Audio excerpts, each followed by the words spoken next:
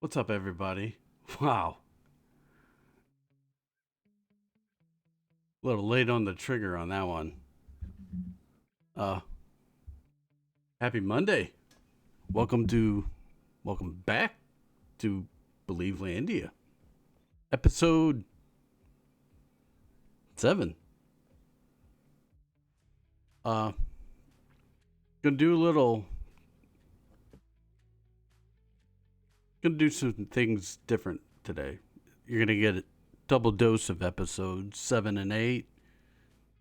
Right now, we're gonna get it just straight into sports this today. And then on the next episode, we'll be breaking down Dynasty and talking wrestling. That'll be a separate wrestling episode for those that like to watch wrestling and don't want to deal with sports. So that's what's cooking.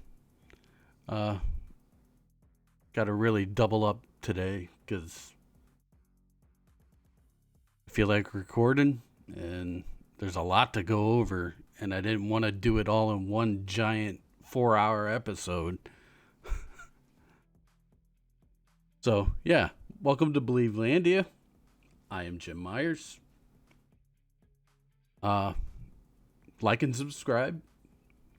Like and subscribe. Gotten a little bit of traffic going. Kind of need some love here, you know. Need some subscribers. It's free. Like it's not like an actual subscription or anything, you know. That's for the cool kids that have the, join their members only or whatever the hell you want to call it. Join their club. Maybe we'll get there someday. Maybe. Yes. So please like and subscribe. Follow me on Facebook, Instagram, Threads, Blue Sky, all that fun stuff. And yeah. On the build today, yeah, Duke got screwed. Don't try to tell me otherwise. So, the national championship tonight is Florida and Houston.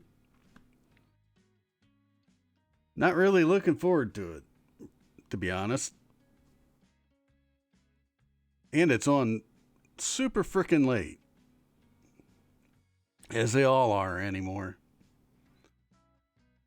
I'm worried about the Cavs going into the playoffs. We'll get into that. Yesterday was not a good day for the Cavs. Donovan Mitchell is hurt. How severe it is, I have yet to see. But he hurt his ankle, and that ain't good. Luckily, I think they'll be okay as far as the 1 seed's concerned, but boy, I said in the last video they need to get locked in, and I thought they did after the Knicks game. Not so much now. They don't have to turn it into the playoffs these last games down the stretch. They need to get to the playoffs healthy first and foremost, but I'm trying not to fan scared, but I'm just getting worried. I'm getting worried, folks. They don't have that same look in their eye when they went to Boston to prove a point. They just don't. They act like they're just trying to slide into the first round. And, talk about me fanning scared. They're playing scared. Not scared of the playoffs, but, let's not get hurt. Let's not do this. Let's take the Kings lightly. Let's take the Pistons lightly. We could just roll the ball out there and do our thing and then shoot terribly. Like 4 for 19 from the field. And, yeah. They gotta get the mentality right. And I don't know if they get there. At least the start of the first round. I don't know. And it's going to depend on who they play, honestly. I think if they play Orlando, they'll be a little more motivated because, I don't know, for whatever reason, Orlando has become a rival of the Cavs, especially when it comes to the playoffs. Shouldn't be, but here we are.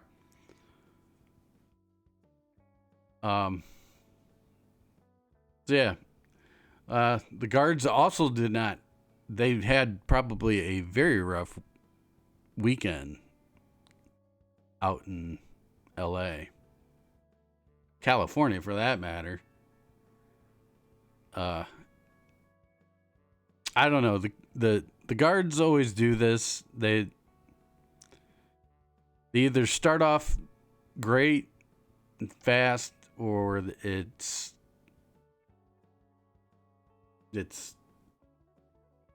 a slow start. And mostly you can attribute it, Jose doesn't start off the season, his season starts in June. Really. And then you just have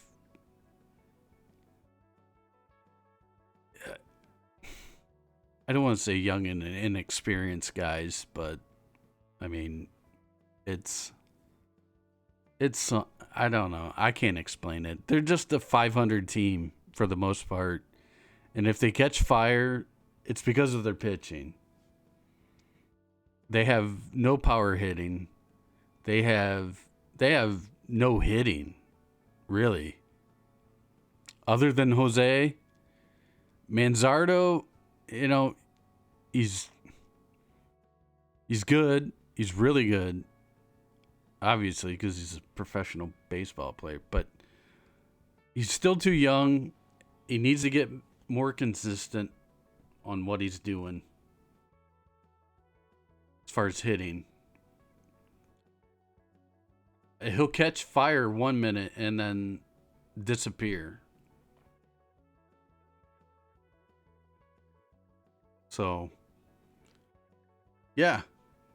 And then, obviously tomorrow's the home opener, and it's supposed to be cold. So that doesn't bode well. But it is against the White Sox, so that'll make for a fun opening day. And then the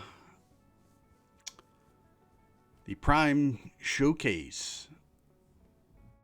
I got some thoughts about that. Obviously, I've not been too kind to Shedeur. I'll explain a little more.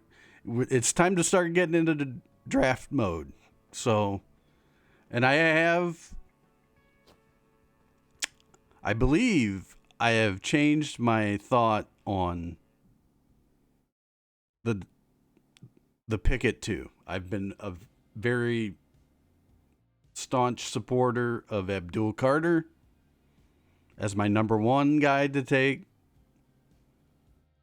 I may have changed that a little bit. Just stay tuned for that. That is our semi-main event, I should say. Because you know what, everybody? It's Mock Draft Monday. Yeah. We're going to get into a mock simulated from Pro Football and Sports Network's mock draft simulator. I'm going to do it right here on video. That way I can, you can see the scenarios as to why I picked them.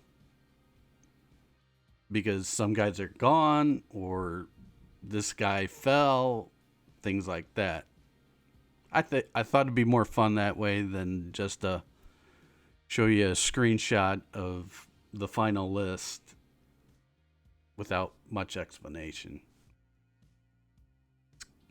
Makes for good video content. I've seen plenty of other guys now starting to do that. I was trying to do something, I'd go to these mock draft simulators and then just post them. Now all of a sudden I see people doing full-on videos. You're welcome. I'm not going to... You know what? I'm going to take credit for that. Just because. Look at that. I'm new to this game and I'm setting trends. How about that? So yeah, that's what's on tap for today. So let's get it. Yeah. So back to the start at the top. Yeah, Duke got screwed, folks. Screwed. Not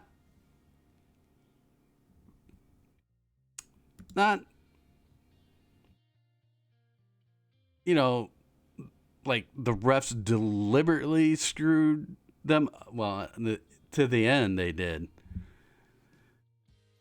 But Duke had, I believe it was a 10 point lead with just a couple minutes to go. And if I remember right, because I'm sitting there watching and, it was, Duke kept, an 8, 9, 10 point lead for the most part in the second half too. And I'm just kind of on my phone watching the game. And every time I look up, all of a sudden with about 5 minutes to go, the game, and I've talked about this when I talked earlier about how the refs just chop up the game and it's too much stop and start. And it doesn't really, it gives the other team a chance to adjust and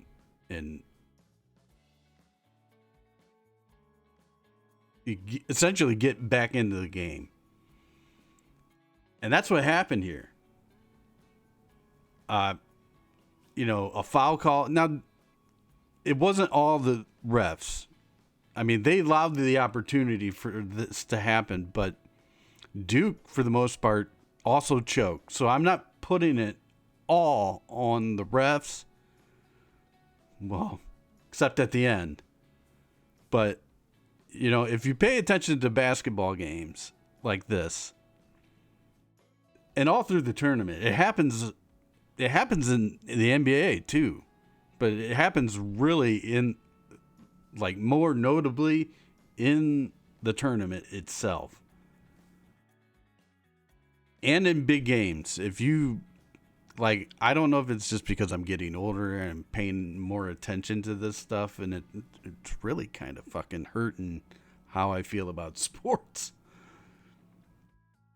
But if you really watch, there's a lot, like you don't see it unless you are really watching, or and it's designed that way. But in between, like in this case, the referees start between media timeouts and regular timeouts, but referees, they'll slow the game down and they'll start calling fouls or other calls that just stops the game and allows, like Houston, to adjust and kind of course correct in these little bits. And Duke, throughout most of the game, they had a flow to them, which is amazing considering how many timeouts there are and just how many times the game stops and starts and stops and starts for whatever reason. And if you pay attention long enough,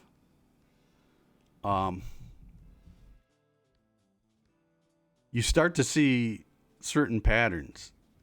Like when you know the referees start, just look back at what happened in this game. And then for the end of that game, Duke's shooting foul shots, which, they also shit the bed at the end themselves, but,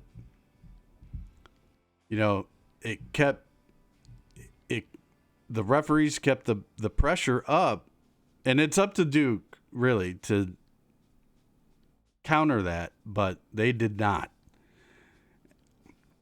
It just hurts as a fan to watch something like that get called for over the back, and then you just hand Houston the lead with like 20 seconds to go. Like, what the fuck? I don't even gamble, but if I gambled, wow, would I be like amazingly angry. I don't even know. And I am, for like college basketball, I'm not a diehard Tar Heel fan, but like my love for Michael Jordan made me a Tar Heel fan. Buckeyes at first and foremost, but like I've always rooted for Carolina. So I'm not here trying to defend Duke by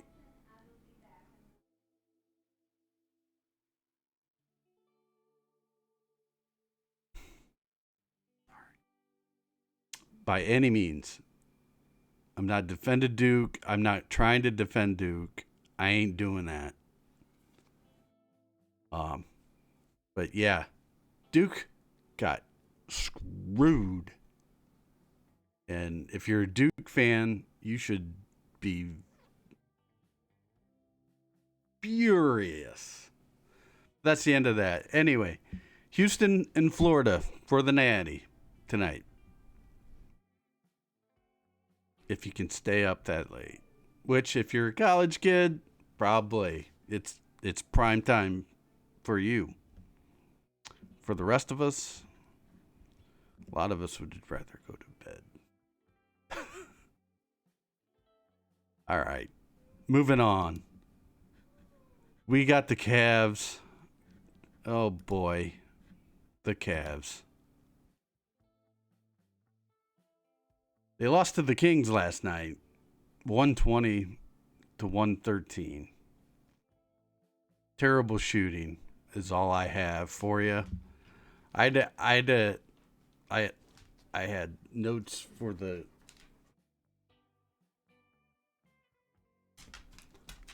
Brutus says hi. Food. But yeah, that's my dog. I have other notes from the Spurs game. You all right?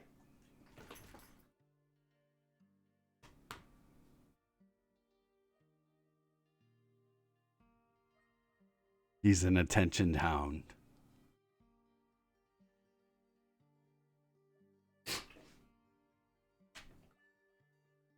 Okay.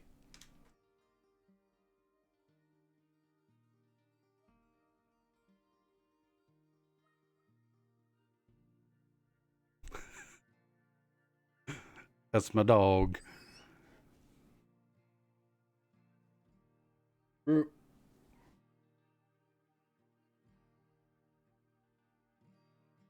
Hold on.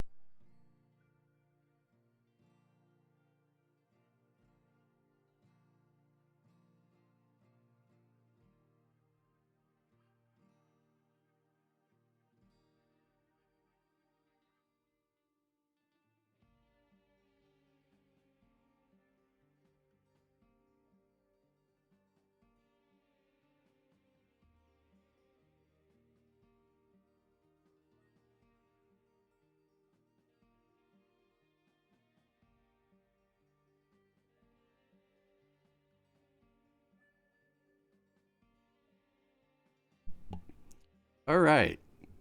My dog got caught in the. I have a like a divider curtain that separates, and I got a little bit of a noise thing, mat, I guess you could call it, but whatever. Uh, my dog couldn't find his way back out of the goddamn room. Oh, love him. You gotta love him. Okay. A little bit of comedy for what I was about to dreadfully get into here. The Cavs. I had the Cavs, talk. I was going to talk about their 1 point win against the Spurs.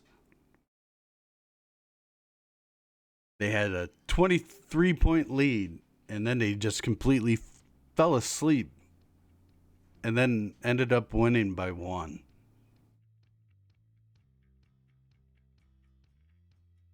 And then they followed up for their next game against the Kings. The Spurs and the Kings are tanking, and we're struggling here. Like, after the Knicks on Wednesday, I was feeling better because I was starting to get in my head that the Cavs are they're not getting into playoff mode, and they'd struggled against the Pistons, which, hey, JB Bickerstaff is a very good coach, and he has done a great job with the Pistons this year. So, but it's the fact that these guys, I don't know how you don't get motivated to, send a message as a number one seed in the East, to send a message to a team like the Pistons, because they are going to be in the playoffs. Send a message to a team like that, like, hey, we're the top team, and come playoff time, no. Instead, you got your ass kicked. With the Pistons having no Cade Cunningham, I believe, that game, and a couple of their other starters, and they still got their ass kicked. That was concerning. And then they played the Knicks on that Wednesday, and it was I was starting to feel better because, even though the Knicks played without Jalen Brunson, but it just showed that, it's on ESPN. They're ready to play. Especially in that second half. They really turned it up, and they look great. And that's how you're supposed to handle business against, like, the Knicks or the Pistons. which didn't happen. So it's becoming, and at this point, I'm getting kind of concerned, because especially, with the Donovan Mitchell injury. I haven't seen the severity. I'm not getting the impression that it's like gonna be. It's not too worrisome about, as far as getting to the playoffs. They'll probably shut him down for the rest of the how many games they have left. It's only what, 3 or 4. So, I mean, I'm getting worried, because this is a team that plays, when they're on a roll, they are on a roll, and then when they get taken out of it, it's hard for them to get back on track, especially these guys. And that guy at the top there worries me the most, and I'm talking about Darius Garland. He'll go out there some games and he'll look like one of the best point guards in basketball. Then other games, like if Donovan Mitchell is struggling or he's out, Darius Garland goes out there and acts like it's the fucking Harlem Globetrotters, and he's got to dribble all over the goddamn place and shoot terribly. He thinks he's got to put it on himself when he should be passing it to the guy that I have right there in the middle. Evan Mobley is the key to all of this. And, man, that's where I have my problem. And I think I'm hoping that Kenny Atkinson can get these guys to, I mean, they have been for the most part. So don't get me wrong here, but man, it's getting concerning. And I'm not saying they're gonna, like, embarrass themselves in the first round and go down against the 8 seed, but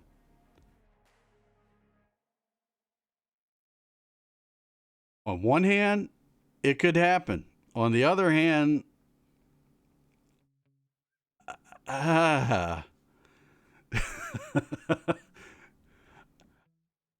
it's getting concerning, and we just need the playoffs to start like yesterday. And I know these guys need to take it easy and all that, and I'm not asking them to play playoff basketball, but they need to start getting into the mindset. At least Ty Jerome understands the assignment. Crap. All right, so for one concerning thing to another, let's get into the Gardos, who had a very rough weekend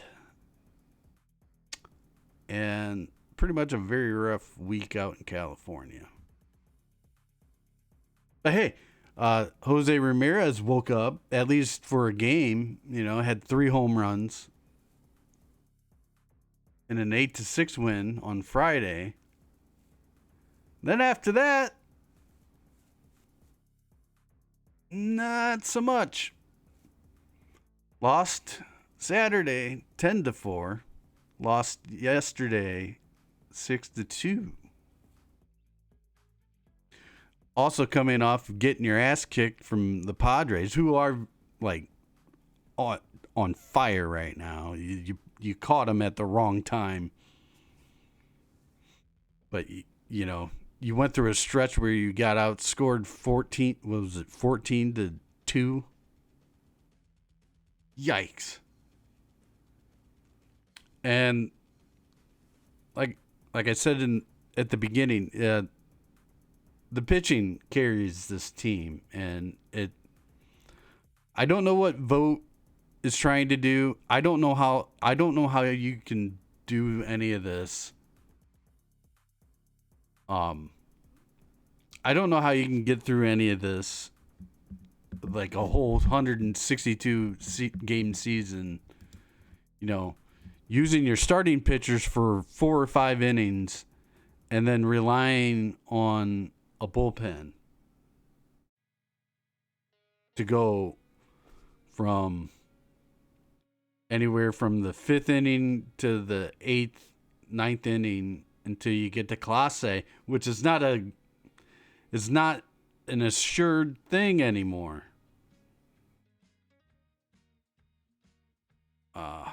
Tanner Bybee was rough. He's probably still dealing with whatever injury he was dealing with.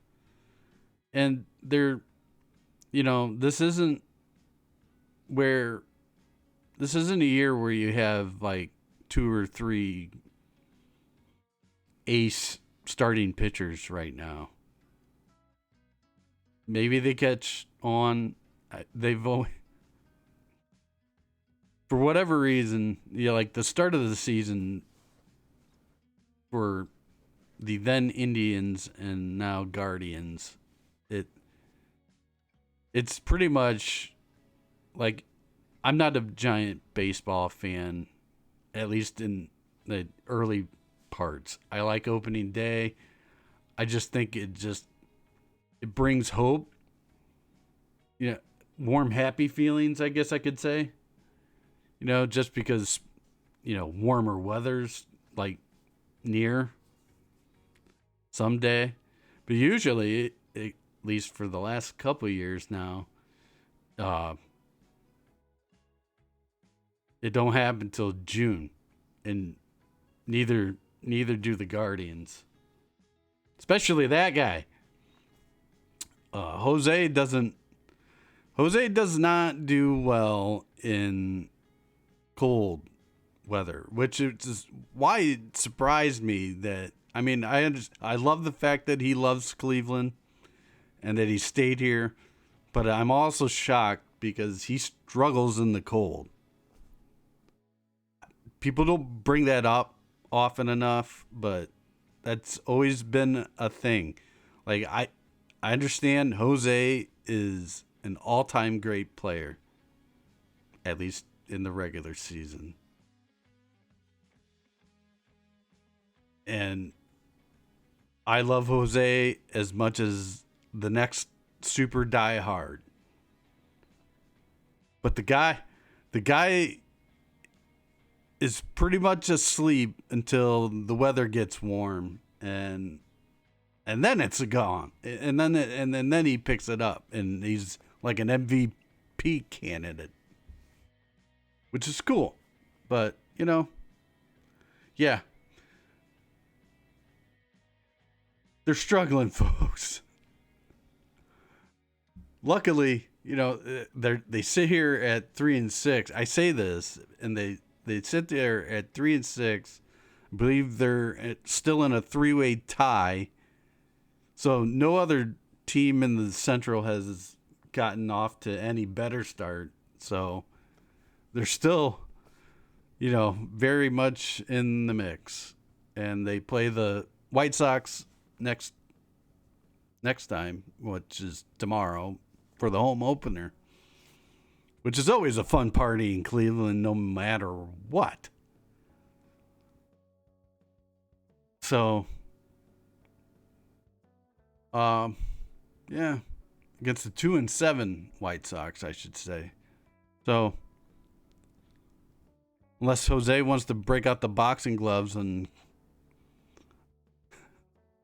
give us a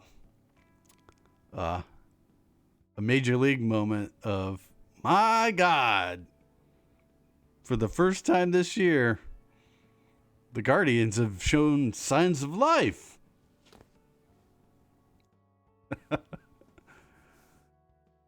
Rest in peace, Bob Uecker. I'm sure there will be plenty of Major League uh, references tomorrow. It's a tradition. Fun story. My one of my first opening days. We just got cheap tickets, and it doesn't even matter who you're playing. It's a good day in downtown Cleveland. Honestly, it's so fun. It could be cloudy and gloomy like it was that day and in the 40s, I believe, but it was felt colder than that. But we stood on the home run porch and I forget who hit the home run, but the home run's hanging in the air and it's head straight for us, and there was a guy behind me goes too high, and I just lost it. I just completely lost it. That made my day. It made my day. So, happy home opener for the Guardians tomorrow. If you're going, enjoy it. It's a good time no matter what. No matter what. It's always a good time. Yeah. We're just on that happy note, we're going to move on from the Gardos' rough weekend. So let's move on. I have a theory as we get into the Browns now.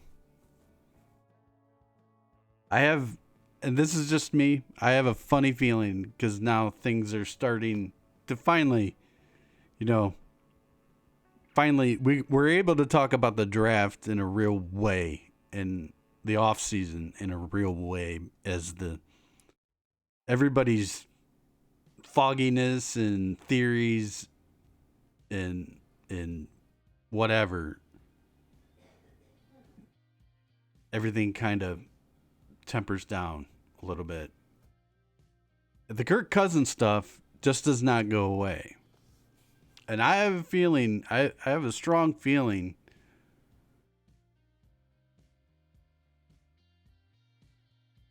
Cousins is very much still in play. The Browns are still, I mean, regardless of whether they draft Shedeur or anybody else, along with Kenny Pickett, I think their plan A right now is still Kirk Cousins. I think whoever they draft, whether it be Shedeur or outside of Cam Ward, but if outside of that, they draft Shedeur, Dart, Milrow, Will Howard, Quinn Ewers, doesn't matter. Whoever they draft, and they will draft a QB.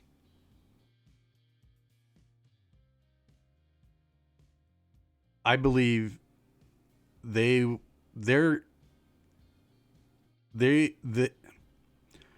be sitting as the third quarterback, and they're just going to sit and watch and adjust to the NFL, which is a smart way to go about it. I would really like to see that happen regardless, because next year's a wash. I'm sorry, guys, it's a wash. There is no division title. You're not beating Baltimore. You're not beating Cincinnati. It'd be nice to beat Pittsburgh, but you can't. Even when you are good, you have your struggles. But you might, split the series or whatever with the Steelers. Anyway,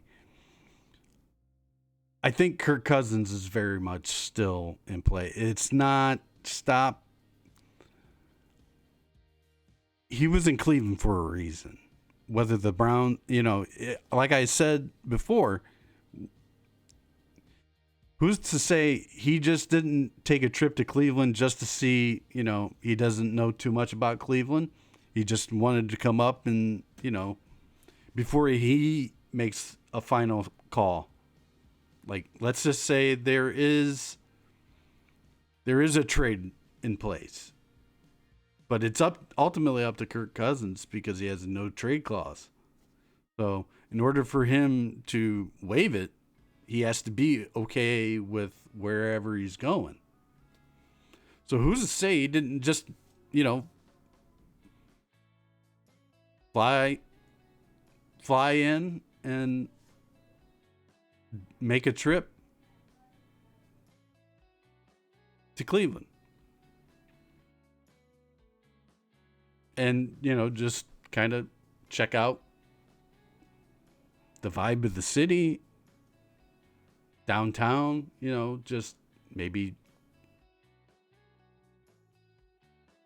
scouting someplace to live.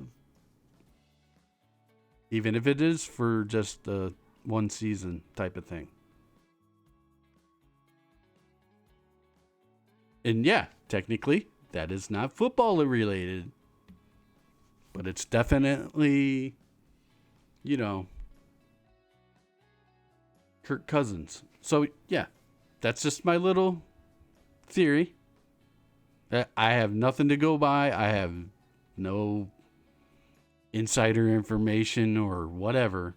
I just think it's very much just watching how things are,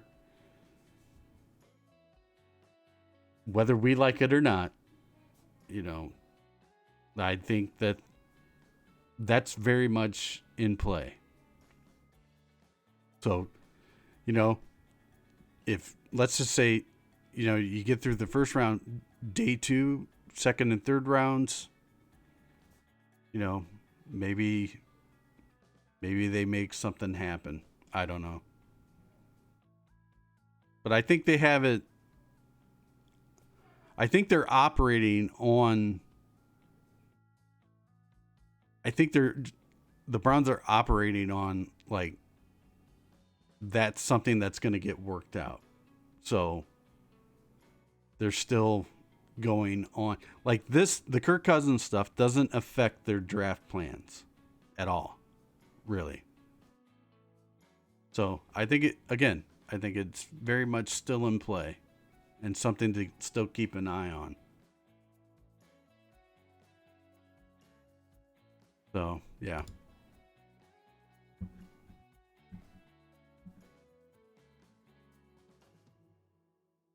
Now, let's go to this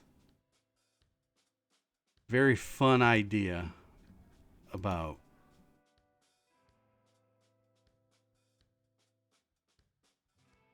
this Prime Showcase on Friday. Now, I know the sole intention was, to showcase Shedeur, his throwing arm. People saying that he couldn't throw deep or whatever. That's not the case, guys. God.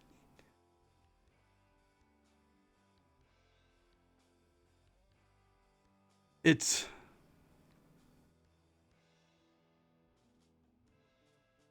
very accurate, I get it.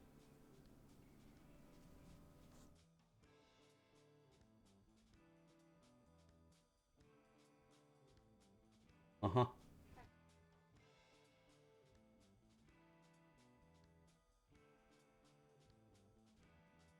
Very much. He's accurate. He's Here's the only thing. He is as good as Jackson Dart. The drop off from Cam Ward to Shedeur. Shedeur might be ahead of Dart and whoever, Milrow or whoever you have in order as far as quarterbacks are concerned in this draft. But it's all close from Shedeur to Milrow to, Tyler Shuck. Like he's just not worth taking at number 2. A guy that is, and I think the showcase helped more shed a light on Travis Hunter, which brings me to the point I brought up. For the longest time, because then out of all this showcase, they bring up Travis Hunter, who wasn't going to work out at all, which I don't like, but I get, the guy's play is all over tape. I mean, he played a massive amount of snaps, so he has like double the tape of any player in this draft, really. And I probably since February, I have been on the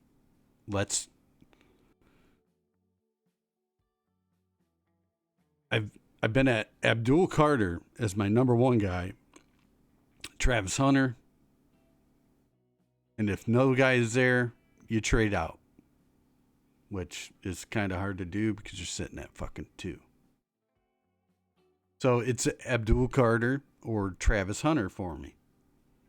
I think I've changed my mind. The more I know and the more I hear about Travis Hunter, the dude just eats football all day. Plays video games, stays to himself, doesn't go out, doesn't, he gives 2 shits about social media and his status. He just plays. And I dig that. I need guys like that on my football team, especially for the Browns. I need a guy to be at a place where it's all about football. And the Browns desperately need somebody like that. Whether he's playing receiver or corner or both, he's an impact player. And that's what the Browns need.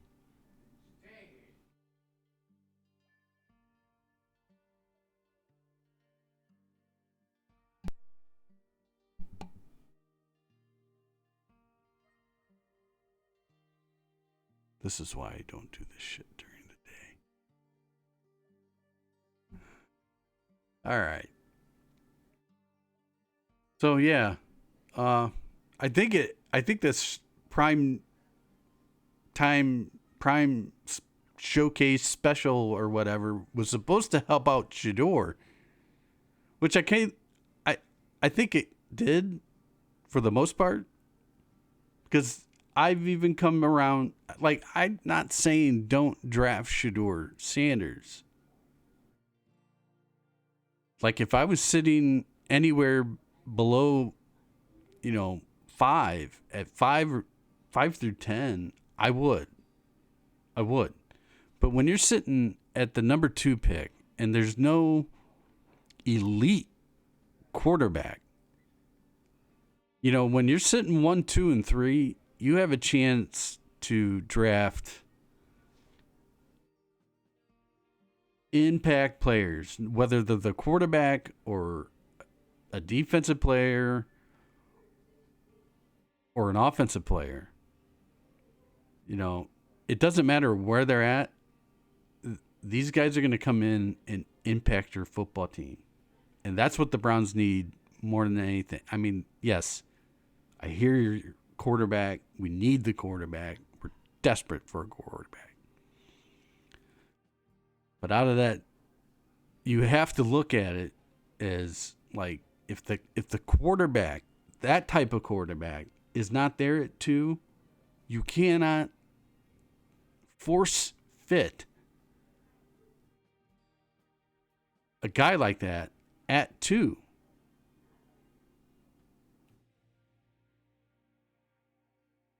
And I don't think the Browns are, I I think they view it as you can get a Travis Hunter and, Shedeur is just another one of these really good quarterbacks that you can get in the second and third. I'm just going to beat the drum one more time. And you'll see it here in the mock draft real quick. And it's how the board falls, but you'll see because I've already got it kind of started. But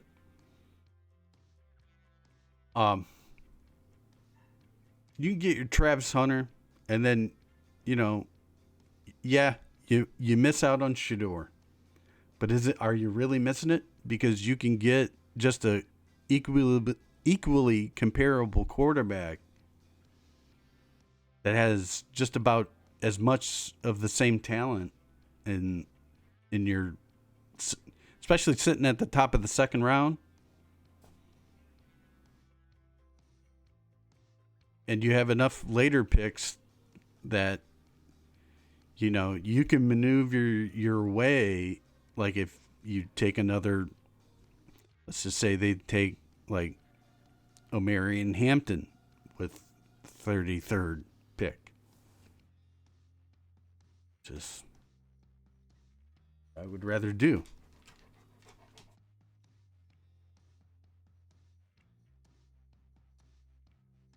Brutus is back. Again, this is why I don't do this during the day. I got dogs come and say hi that never really say hi to me during the day because they're usually sleeping. But now I'm doing something that I don't normally do, and now we got to go see what's going on.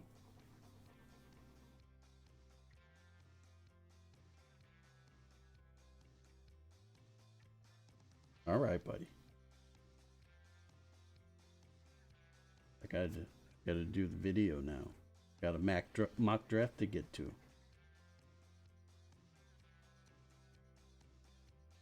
You can watch. All right.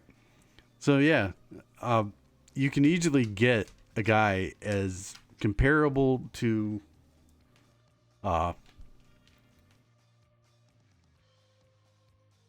Shedeur.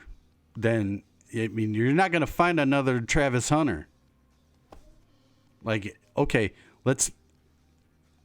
even the Abdul Carter detractors, fair enough point. You can go get, this draft is also stacked with pass rushers to put on the other side. So if I'm the one honking about, you need somebody on the other side of Myles Garrett, then sure. This is a draft that is deep with that, and you can go get him later. Sure. So if you pass on Abdul Carter, you can get another player possibly just as good. Or comparably, I should say. Travis Hunter is you skip out on Travis Hunter, you're not finding another one in the draft. He's a special player that you can't skip on. So that is my new pick. If you're staying at 2, I feel like it's got to be Travis Hunter. On top of that, you could use him very easily on both sides of the ball. Maybe not. I mean, I'm kind of open to him and Jerry Jeudy, being a 1-2 or 1A, 1B, and then using him on specific packages and in the secondary. Because I'd sure shit know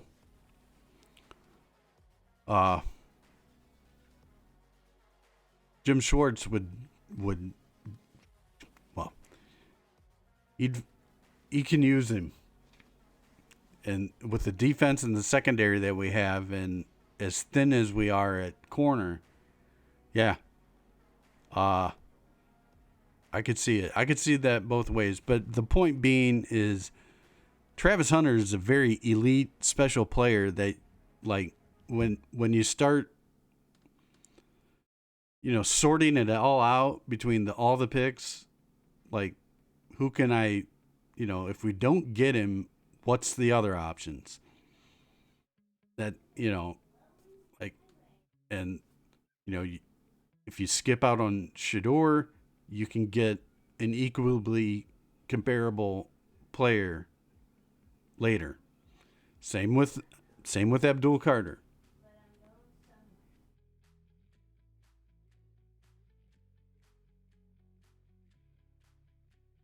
So, yeah. So, that said, let's get into the main event, mock draft. Like mock draft 100 for me, I probably, but first time doing this, so don't hate too much. So here we go. We have, again, I am on Pro Football and Sports Network. And this is their mock draft simulator. And as you can see, we have the Titans already taking Cam Ward. So, as I've said before, Cam Ward is, first and foremost, if he is not there at number 2, and like I just got done talking, we're going to go Travis Hunter. The Giants take a tackle, which kind of crazy. Shedeur falls to the Jets, which I don't see the Jets taking Shedeur.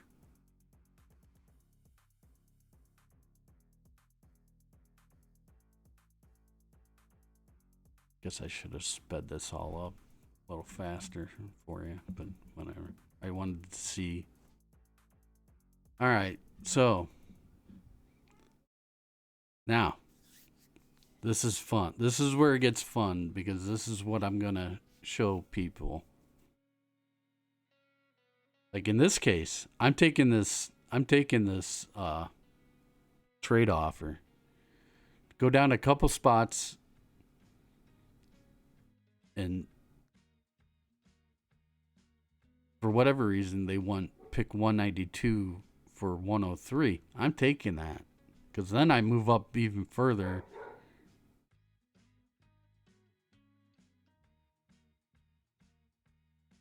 And I'm collecting earlier picks. So, yeah. Yeah, we'll miss out on a couple players, but we're not really going to miss out too much. So, yeah, give me that. So they go up, and we can go through these. 48, no and no. No and no. That's too far. We need players. So the Titans traded up with us to take Tyreek Williams, which, that makes sense for them. But the Giants had a bigger plan to take a tackle and a quarterback. Interesting.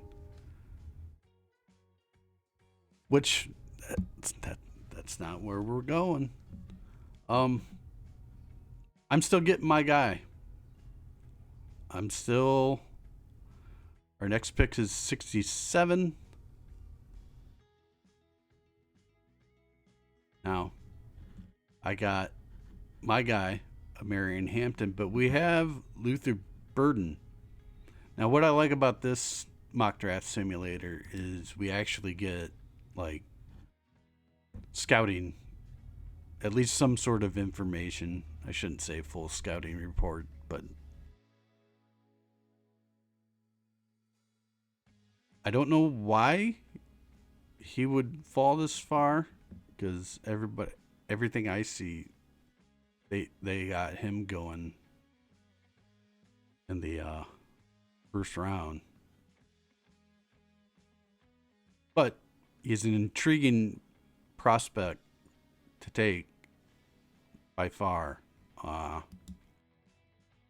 He's the 31st ranked, so I mean he's right there in the draft peripheral. But I need a running back. I need a running back. And the fact that we just took Hunter, yeah. I'm rebuilding this offense. And I'm taking Marion Hampton. Super impressive, dude. I doubt he'll be. I think he'll go in the bottom of the first round, honestly. But he's there. So, for the sake of this mock draft, we're taking him. Now, this is where you keep your eye on quarterbacks, best players available. Now this, you can take that shit somewhere else. I'm not dropping 32 picks for a third rounder next year. No, get the hell out of here, Miami. What the fuck you thinking? Now, we have some options. We have edge,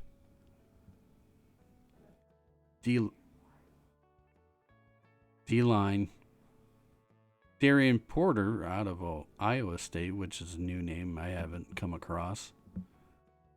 Andrew Makuba is intriguing because if you're not paying attention, everybody, we don't have safeties, or at least a free safety.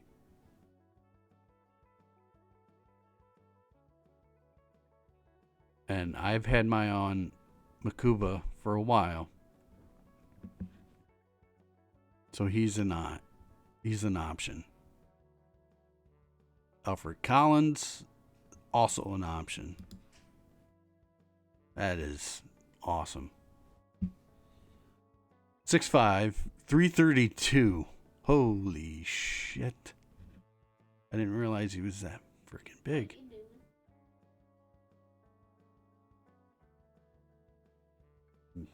Still recording.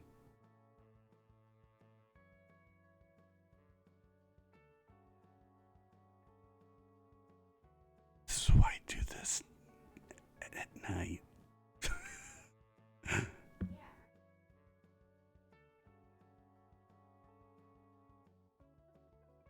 Alfred Collins. Yeah. See, now I've got some decisions to make here, because Collins, Fannin Jr. out of BG. We also need tight ends, like all the tight ends. You only have David Njoku still.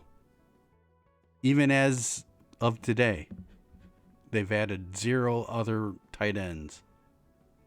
So who's to say? Maybe they go tight end and Well, maybe even right here. I don't see them doing it at the top of the second round, but you never know. Yeah. Jalen Royals, dynamic receiver. Well, there you go. Exceptional speed, which is something Andrew Berry loves. Doesn't matter if they catch. Wow. So, let's see. Hampton, Hunter. I go. I'm thinking Makuba or Collins. And you got to start thinking like Jim Schwartz type of football.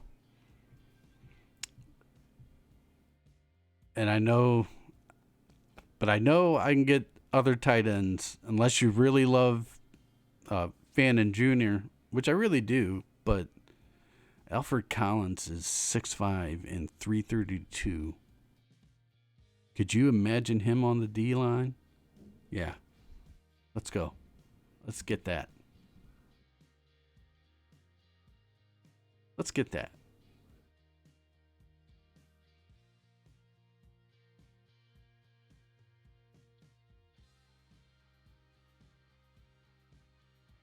There goes linebacker. Cam Williams went to the Texans. Gunnar Helm went to the Rams. This is where it gets interesting because you get a lot of good trade offers here. If I could trade back 6 spots and gain 145, so can I see? All right, so we've already got our defensive tackle. Lathan Ransom's here. Tez Johnson is here. Unless you're really... I mean, who's saying might not be there? You got an edge in Jordan Birch. Tez Johnson. I don't like Tez Johnson's size, but he's a very good receiver. You still need wide receivers. I mean, before drafting Hunter, I mean, you still have Hunter and Judy, and that's pretty much it. But I think I'm going to take this because I need to collect players. If you have not seen our roster breakdown from a while ago. So now I'm sitting at 103 and 104. Awesome. So if I still liked Tez Johnson and Tyler Shock, whoa. There we go. We've gotten this far, and I'm thinking round 2 or 3 is where they're going to get a quarterback. I honestly fear Cleveland, Berea area. If we are through 3 rounds going into round 4 in day 3 of the draft, and the Browns still have not drafted a quarterback, I fear for the lives of just the general well-being of Browns fans and the general area, the general Cleveland area, or the whole Believelandia area, of the mental state that people will be in. So, for that, wow.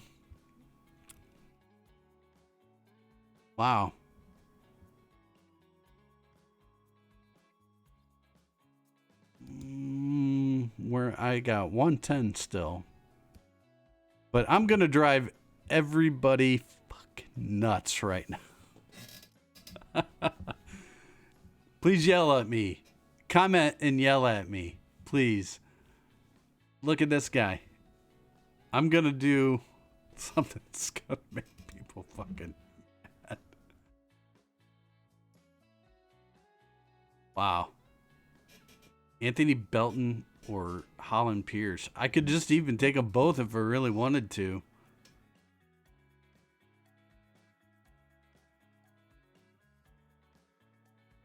You know what? Let's get stupid, everybody. I'm going to take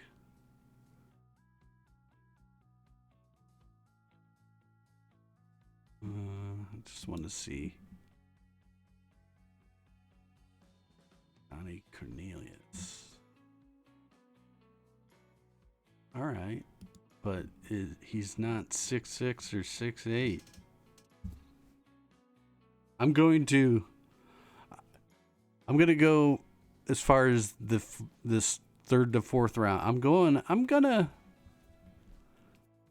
test everybody's patience here. I'm gonna go Anthony Belton.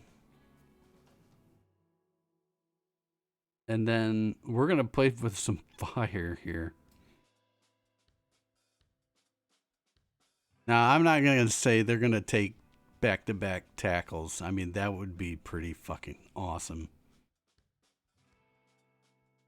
I mean, I could see it.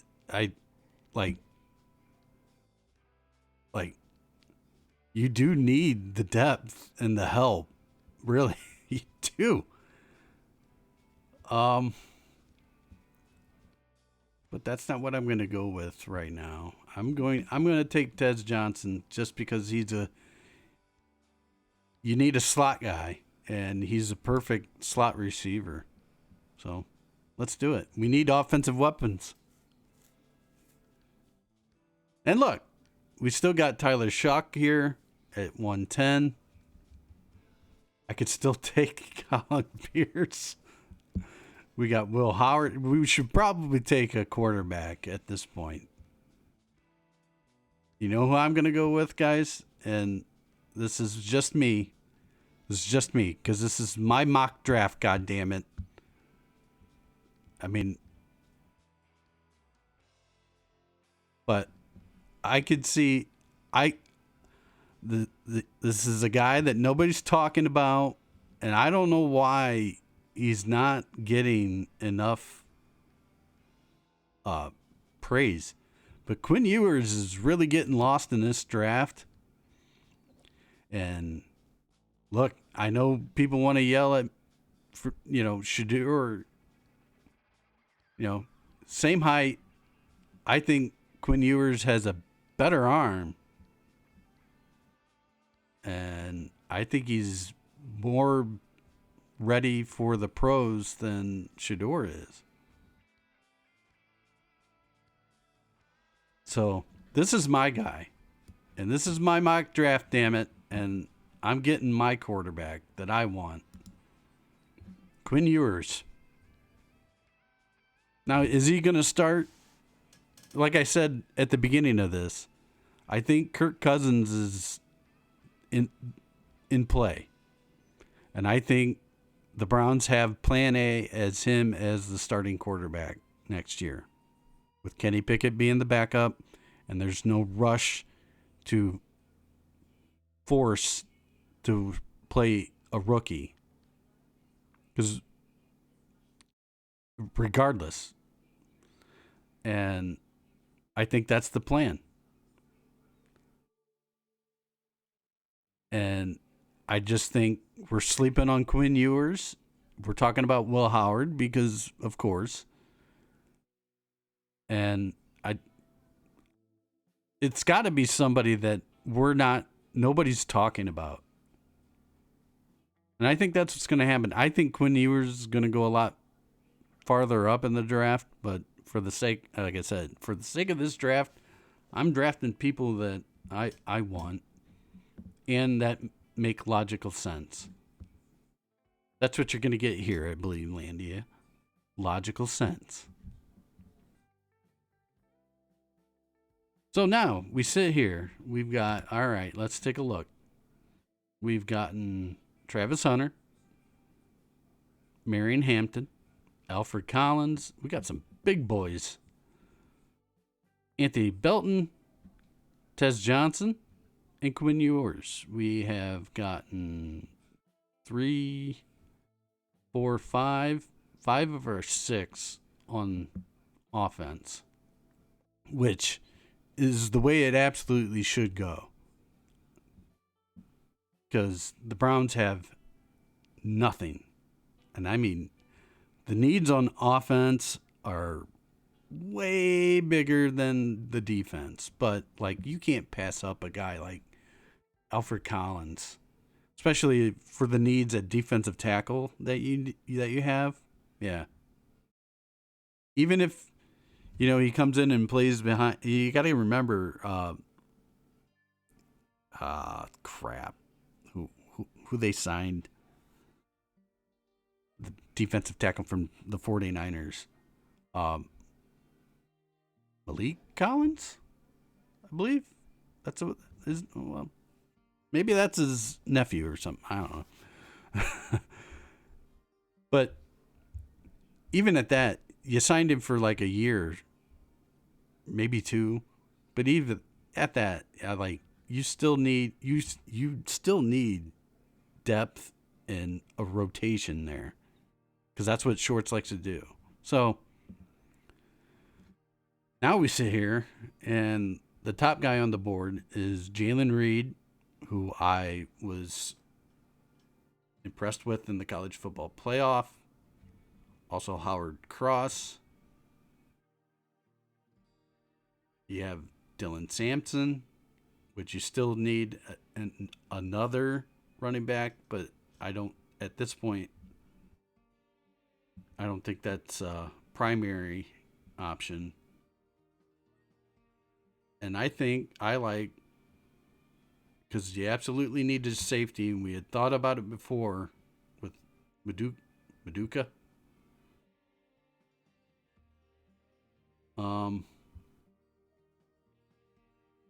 Yeah.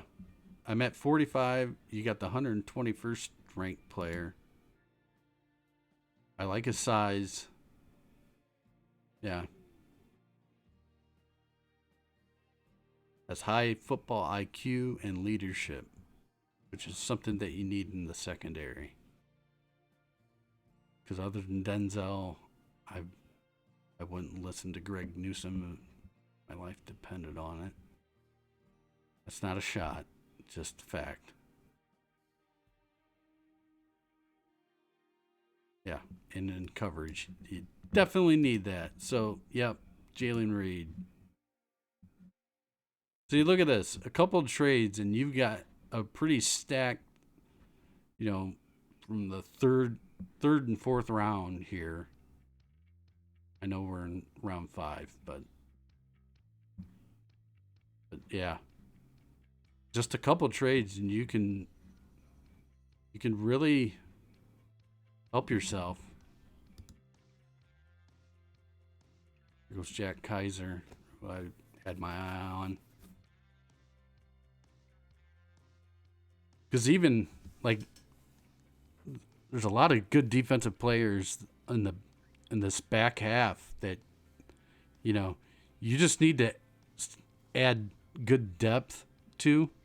And hopefully you can find some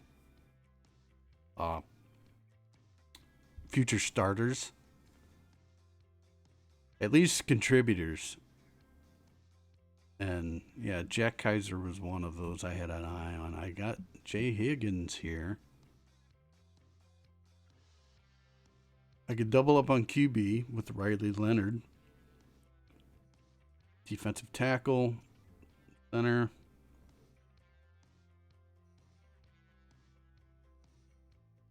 So I'm coming down to a decision here. I still need to take a tight end. Mitchell Evans is here. I still got, what's my next pick? 200. Jay Higgins may still be there. Jack Sawyer. All the way down here? How the hell did he slide all the way down here? He's a second round pick. Wow. Well, I question that ranking, but okay. I did not realize Jack Sawyer's still sitting there. Okay, now that just really throws me off.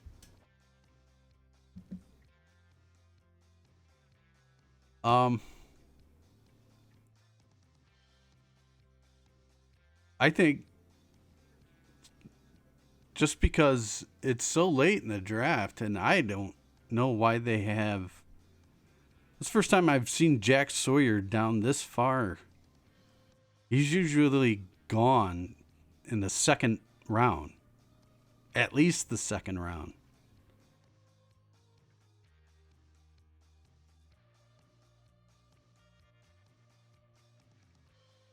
Well,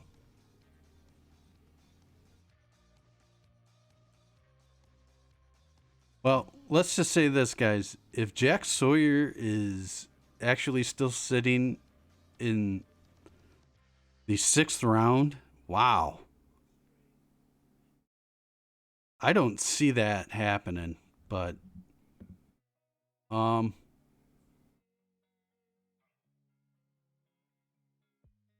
you what, that's not what I'm going to do. I'm taking a tight end. I'm taking one of the top tight ends left on the board because we have zero depth behind Njoku, and Mitch Evans fits the bill. You know, he's not your touchdown catcher, but he's you need an all around tight end, and Evans, he came up with some big catches in the playoff. Yeah, I'm doing that. Sorry. The Jack Sawyer in the sixth round is crazy. It's absolutely crazy to me.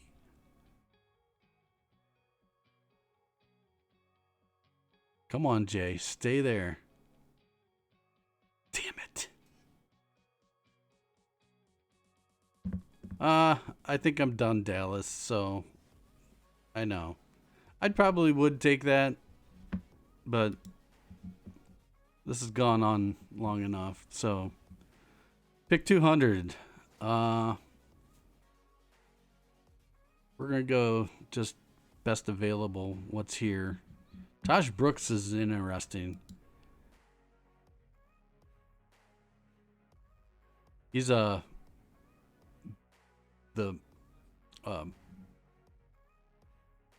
what does he say? Bowling ball of a back. He's a bruising back. So, yeah, he's a interesting player to note. But, god damn it. I wanted Kobe King or Jay Higgins. Yeah, probably should have took Jack Sawyer. Let's see. Took tight end. Got her D tackle. Safety. About we could double up on D tackle because we need plenty of them. Be nice to find a guy that could go in and out.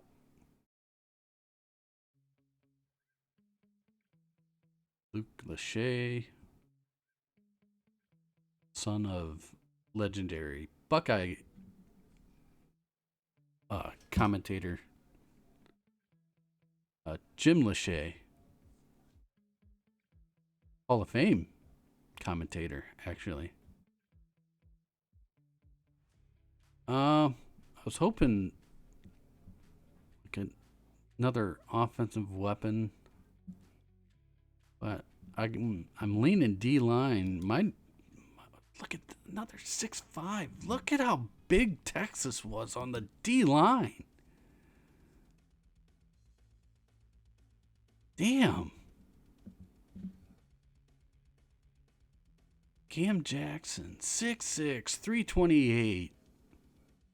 Just for shits and giggles, guys.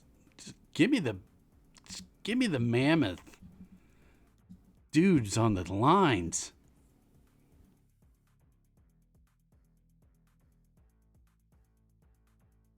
We need to build the monsters.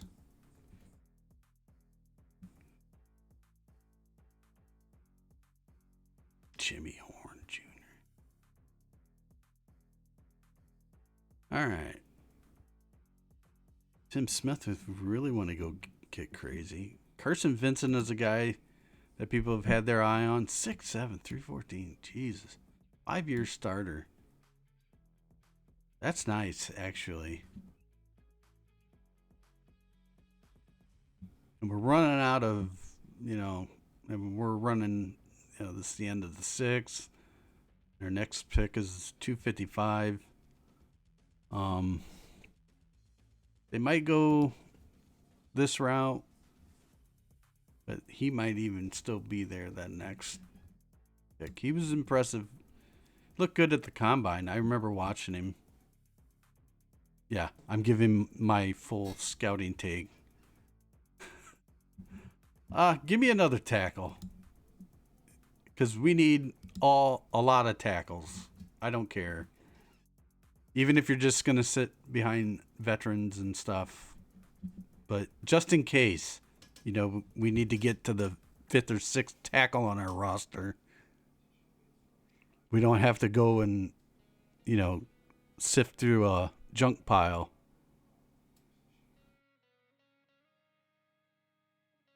And Kobe Hudson went to the Patriots. That figures. Patriots going to be good. Kind of wanted Mike Vrabel to still be here with the Browns, but you knew that wasn't going to last long. So with this last pick, you know what? You know what? We're taking a Buckeye. Taking a Buckeye. We missed out. And I need linebacker still. So let's go Cody Simon for the fun of it. For the fun of it. So there it is, guys. Travis Hunter, Marion Hampton, Alfred Collins. Like I could really get into this draft. Because I picked Quinn Ewers. That's why. Got a safety, loaded up on the D line, loaded up on the offensive line, specifically at tackles. Got ourselves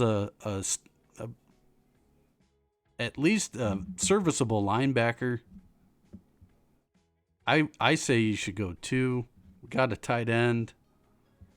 They'll probably bring on a practice squad, or not a practice squad, but a free agent, rookie free agent.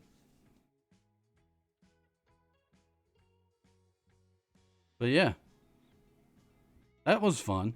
I thought. At least I thought.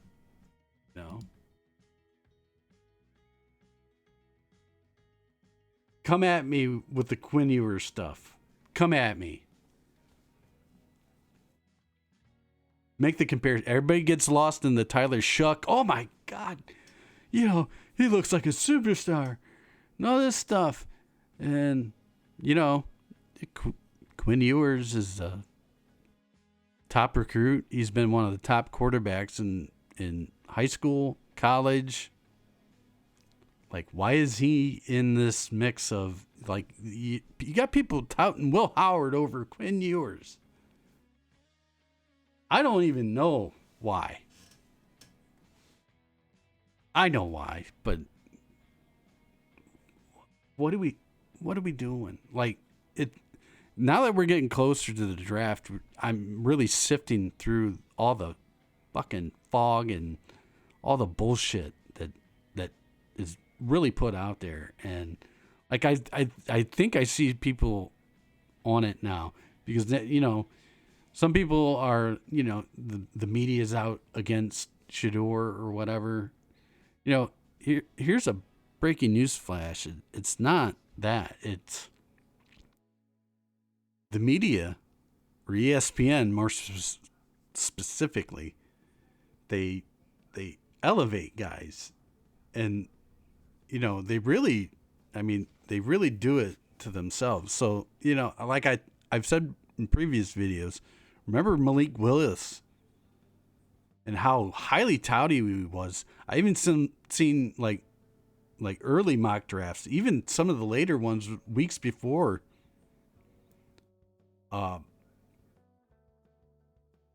touting him as a first round pick. And look, he never went to the third round, third or fourth. Like, so, I mean, yeah, these experts, you got to take with a grain of salt, So, yeah. Yeah. Travis Hunter, Omarion Hampton, give me that. If those are your two picks. Your Alfred Collins, dude. I didn't realize I knew he was 6'5", but I didn't realize he was like 335. Like, you can't pass up on him. And then you get a slot receiver. You get another tackle with Anthony Belton. Tez Johnson. Slot receiver. He's impressive. He really is. He's just, for me, he's too small. He's got speed. He can catch. So, yeah. If he falls that far and he's there, absolutely. Then, my guy, Quinn Ewers. That's my guy. That's my pick. So, yeah. I might do another one, because I'm going to start picking up these mock drafts now that I got done making fun of everybody for doing them back in February, and it was way too soon to be doing them. Now that, we can go to these mock draft simulators, like here on Pro Football and Sports Network. They give you at least a little bit of information, height, weight, a little bit of a scouting report. That way, you run into guys that you're unfamiliar with. Yeah, Jalen Reed, I picked up a safety who could come in and start. Mitchell Evans, who, looks to me to be a very solid tight end, which is all you really want. You're not asking him to be another Njoku or a Kelsey or whatever. He's a solid tight end, and you have David Njoku, and that's it. That's it. Like, you need tight end, so you have to go the tight end route at some point.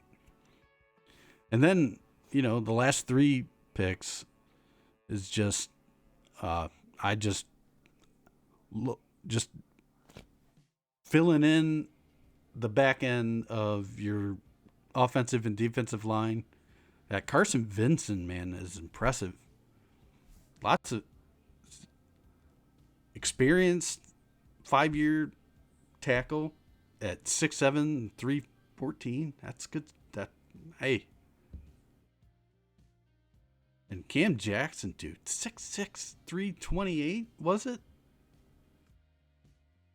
Like, at some point, you put Cam Jackson next to Alfred Collins? Holy moly. And then Cody Simon. I expect two more linebackers, though. They didn't present themselves. They did, but I had other needs. And, Schwartz doesn't really value linebackers. And who knows, Jerome Baker might work out. He's still young enough. So he might be a solution. He might not. But I think we filled all the needs. I would like to see a better wide receiver, but the wide receiver class, this is not strong. Not strong. Running back on the other hand, I would not be totally against, going with Omarion Hampton. I would like Caleb Johnson too. I've picked him a lot in other mocks. Travion Henderson. The only thing I'm down about Henderson is like he's a home run hitter, man. He's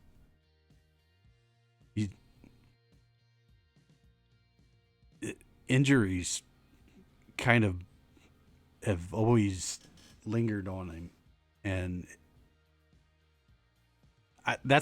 you can say that for every running back, really. But I mean, that's my only. He's had some pretty big knee injuries, not like Nick Chubb type of stuff, but little nicks and knacks, and the wear and tear that you put as far as a running back. The more you get injured, those once they start, they don't stop. So, I would absolutely love that. Quinshon Judkins, too. Yeah, there's just a load of running backs. I would love to see them go after two. Like Devin Neal, you can get later. So if you get one early, you can get another one later. I would not be totally opposed to that. If you get like a Caleb Johnson, and then later in the draft you get like a better, lighter receiving back, faster back or whatever. That dude that ran out of his mind out of Auburn.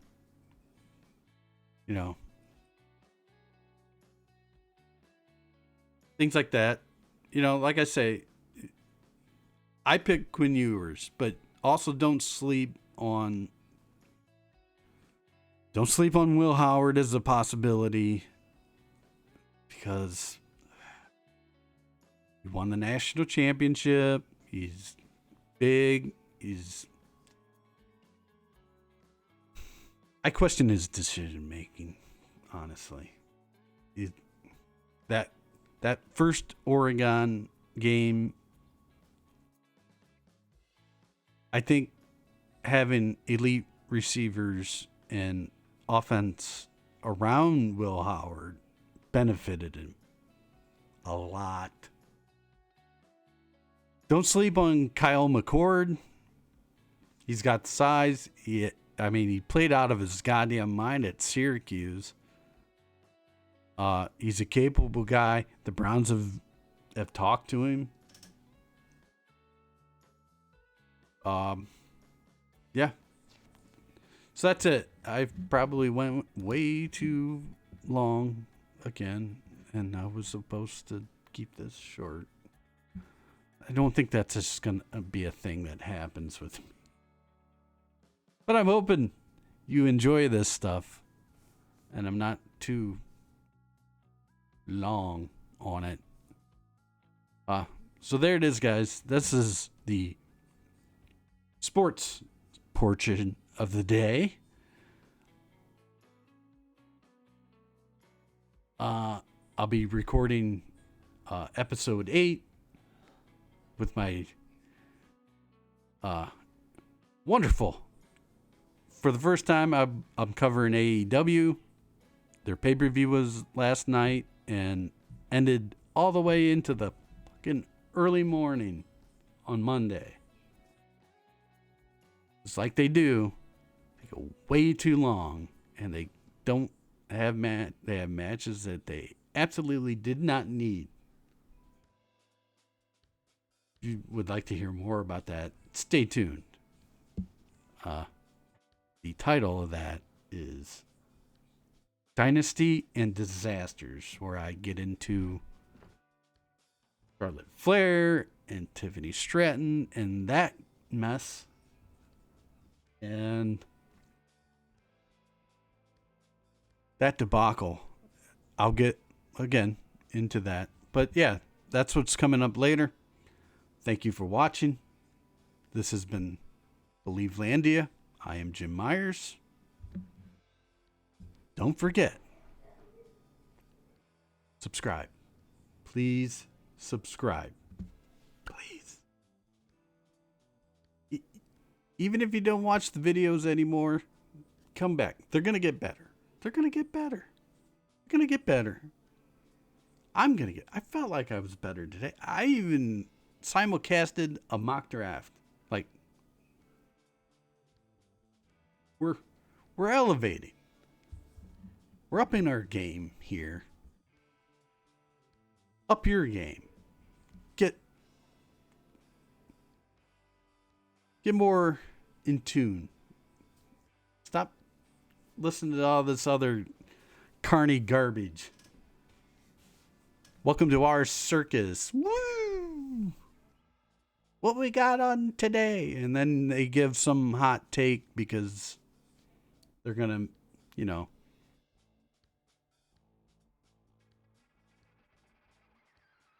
I'm trying not to shit on too many people.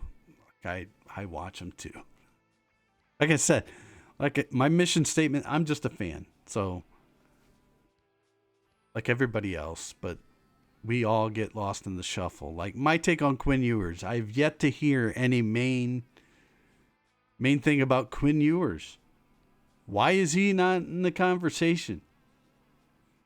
And I think he's just getting lost in all of the other fluff.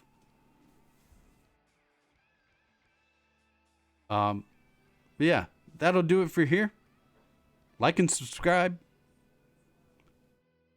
Facebook, Instagram, Threads, Blue Sky. That's where you can find other hot takes, thoughts, opinions in real live time instead of waiting for a video. But yeah, until then, everybody, peace.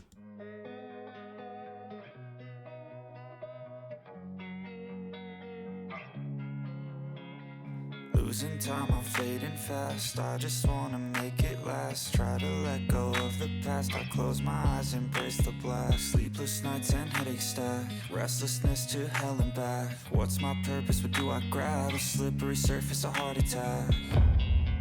And sometimes you just gotta believe.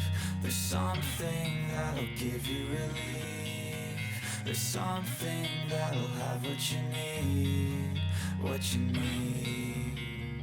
We're broken, it's tragic. We're not all elastic, but maybe there's magic. Believe you could have it. And I know of sadness, the anxious and panic, the infinite vastness of all